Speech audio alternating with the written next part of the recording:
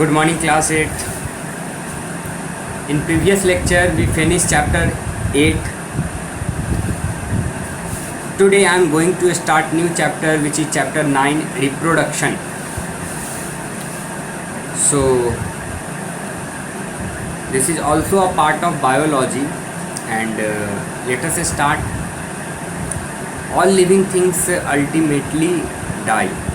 However, life continues for generation to generation because living things can produce young ones for their kind.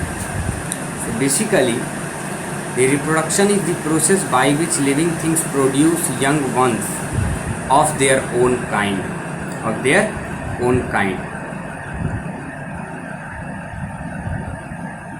By which life continues from generation to generation.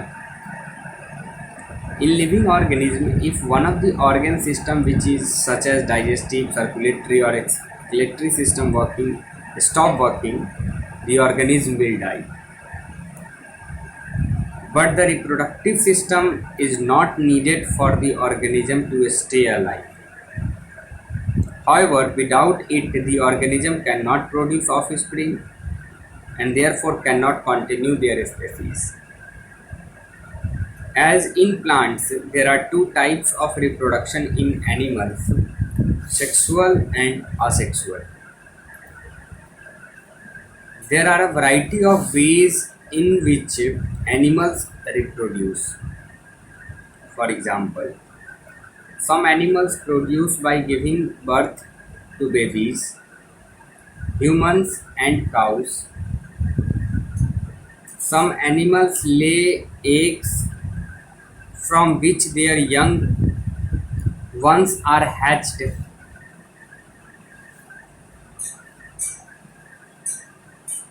Birds as snakes. In Hydra, the offspring grow out the parent's body, and in amoeba, simply split into two. By these four examples, we assume that there are really varieties of ways in which animals reproduce. Let us talk about two important types of reproduction, in which first is sexual reproduction. Most advanced multicellular organism or multicellular animal such as insects, reptiles and mammals reproduce by the method of sexual reproduction. Sexual reproduction involves the fusion of the female and male reproductive cell to form a fertilized egg and grow into an organism. So, one thing that we need to understand or remember or recall while writing about sexual reproduction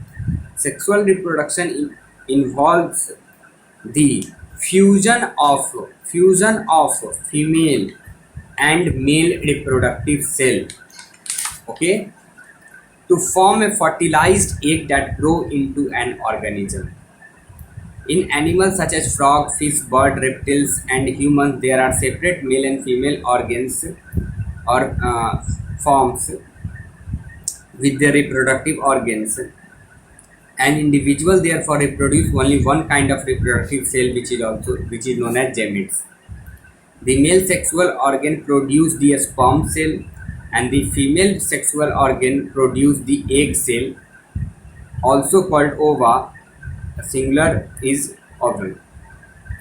Therefore, these organisms, two parents, one male parents and one female, one is male and second is female, are required for sexual reproduction. So we can say that in sexual reproduction, two parents are needed, male and female.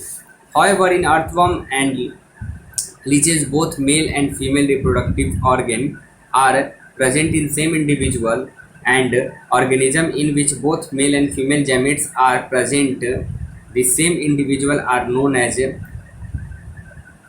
hermaphrodites. During sexual reproduction, the sperm and ovum fuses together to form third new cell which is known as zygote. So, a sperm cell and egg cell, a sperm cell of male and egg cell of female fuses together and form a third new cell which is zygote. The fusion of the sperm and ovum is known as fertilization. The process in which a sperm cell of male and egg cell of female fuses together, phenomena is said to be fertilization. Okay, the zygote is the first cell of the new organism and it changes over a period of time to form a new organism. Okay, now let us talk about fertilization. There are various methods by which fertilization takes place in a living world: external fertilization and internal fertilization. Sea animals such as starfish, jellyfish gathered in large group water. They lay their eggs and sperm together on the surface of the water. The sperms fuses with the eggs on the water to form zygote. I repeat one thing that you need to understand: external fertilization, the process of fusing of male and female cell to form a new cell, is known as fertilization. Let us see how externally fertilization occurs. So the process of fertilization, if occur outside the cell, outside the body, then it's said to be external fertilization. See, sea animals such as starfish, jellyfish gather in a large group of water. They lay their eggs and sperm together on the surface of water. And